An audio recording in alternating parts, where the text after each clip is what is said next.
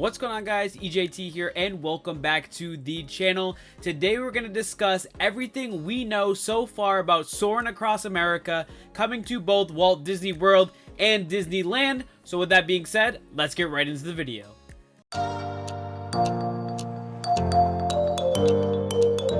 Alright guys, so to celebrate America's 250th birthday, they are going to be changing Soarin' Around the World to Soarin' Across America.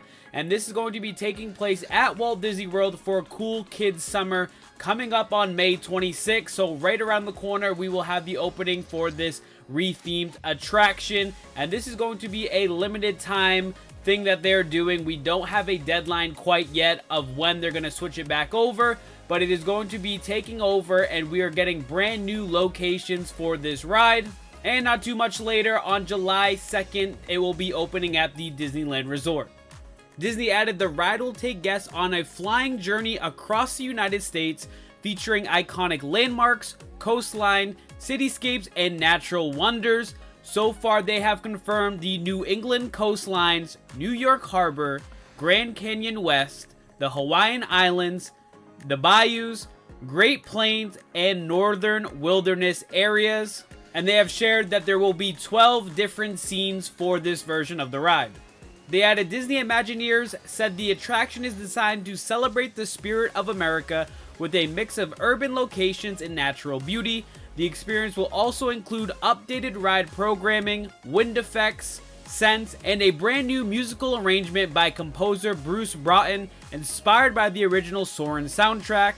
At Epcot, Disney is also adding a new interactive queue experience called the Soarin' Challenge Across America, created with National Geographic. Guests will answer trivia and learn fun facts about different states while waiting in line. Disney also shared behind-the-scenes details, showing Imagineers filming more than a dozen real-world American locations using helicopters, boats to capture footage for the attraction. So this is shaping up to be a really cool new iteration for Soarin'. Obviously, it'll have a bunch of locations us Americans living in the United States have probably seen with our own eyes or hope to travel and check out one day. So it'll be really cool to be on the ride and actually get to experience some of those that I haven't been able to get to. And it's just going to be a really fun, different version for this ride, and makes a lot of sense, of course, with America's 250th birthday to tie this all together. As you guys know, Walt Disney was very patriotic, so it makes a ton of sense to kind of honor that with Soarin' Across America here. Again, we don't know how long this is going to last at the parks, but I assume it's going to have some legs for it. Since this is the 250th anniversary and a lot of people are going to want to check this out, and it'll definitely probably at least go through the summertime, and then we'll see how long kind of after that.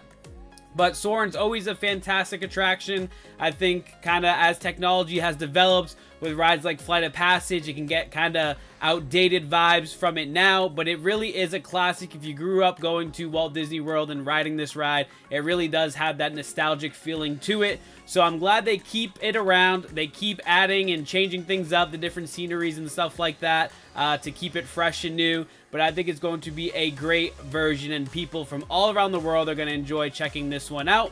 But in the comment section below, let me know what you guys think of this news. And as always, make sure you smash that like button, subscribe to the channel if you're new, and we'll catch you guys in the next video. Peace.